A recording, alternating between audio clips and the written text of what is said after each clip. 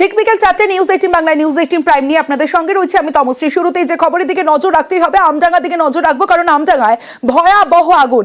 বেআইনি গ্যাস গোডাউনে আগুন লাগে। আগুনে একের পর এক সিলিন্ডার বিস্ফোরণের শব্দে কেঁপে ওঠে গোটা এলাকা।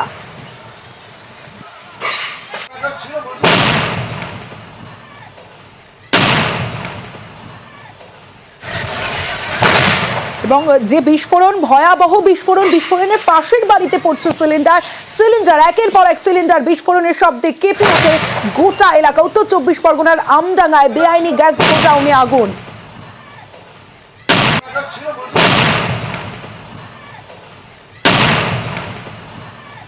জিয়াউল আলম রয়েছে আমার সঙ্গে। জিয়াউল, কিভাবে এই আগুন লাগলো? সব থেকে বড় বিষয় হলো এইভাবে বেআইনি গ্যাস গোডাউন এতদিন ধরে চলছে, প্রশাসন কি করছিল? আর আরো একটা বিষয়, এর থেকে তো আরো অনেক বড় দুর্ঘটনা ঘটতে পারতো।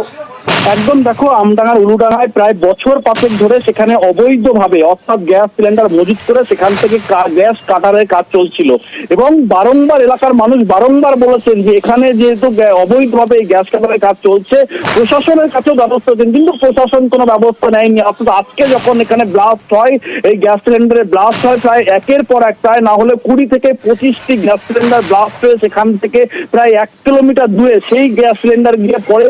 ফলে এখনো পর্যন্ত সেখানে কতজন শ্রমিক কাজ করছিল সেটা কিন্তু স্পষ্ট না হলেও প্রায় ঘন্টা খানিকের মধ্যেই দমকল ঘটনাস্থলে যায়, ফলে সেখানে আগুন নিয়ন্ত্রণে আসে। কিন্তু যেভাবে গ্যাস সিলিন্ডার ব্লাস্ট হয়ে সেখানে প্রায় একের পর এক প্রায় 20 থেকে 25টি গ্যাস সিলিন্ডার ব্লাস্ট হয়, সেখানে প্রায় 100-র বেশি শতাধিক গ্যাস সিলিন্ডার সেখানে অবৈধভাবে মজুদ ছিল, ফলে সেখানেই আগুন লাগে এবং সেখান থেকে প্রায় 1 কিলোমিটার দূরে সেই গ্যাস সিলিন্ডার ব্লাস্ট করে 1 কিলোমিটার দূরে যায়। এলাকার মানুষ কিন্তু ভয়ে আতঙ্কে তারা বাড়ি থেকে ছেড়ে খোলা মাঠে খোলা আকাশের নিচে চলে আসে। ফলে পুলিশ খবর পেয়ে পুলিশ ঘটনাস্থলে গেলে পুলিশকে ঘিরে ধরে বিক্ষোভ দেখায়। কেন বারংবার পুলিশকে জানানো সত্ত্বেও পুলিশ কোনো ব্যবস্থা নেয়নি। এবং আজকে যখন এই বিস্ফোরণের ঘটনা ঘটে, প্রায় একের পর এক বাড়িতে গিয়ে কিন্তু গ্যাস সিলিন্ডার সেখানে ব্লাস্ট সেখানে গিয়ে পড়ে। ফলে এই মুহূর্তে হতাহতের কোনো খবর না থাকলেও আরো বড় দুর্ঘটনা ঘটতো। ফলে একেবারে 12 নম্বর জাতীয় সড়ক প্রায় বেশ কিছুক্ষণ জাতীয় সড়কও বন্ধ রাখতে হয়েছিল, তার কারণ যেভাবে আগুনের তীব্রতা, যেভাবে পরপর গ্যাস সিলিন্ডার ব্লাস্ট হচ্ছিল, সিলিন্ডার ব্লাস্ট করছে। আর সেই ছবি আমরা দেখতে পাচ্ছি। পুলিশকে ঘিরেও বিক্ষোভ স্থানীয় বাসিন্দাদের, কারণ দীর্ঘ 5 বছর ধরে এভাবেই গ্যাস সিলিন্ডার সরবরাহ চলছিল, এভাবেই 5 বছর ধরে, কিন্তু প্রশাসন কোনো ব্যবস্থা নেয়নি। বারবার প্রশাসনের দ্বারস্থ হয়েছিলেন স্থানীয়রা, তাই আজ বিক্ষোভে ফেটে পড়েন বাসিন্দারা।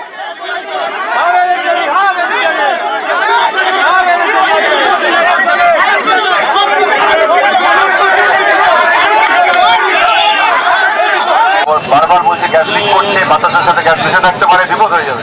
আপনারা দয়া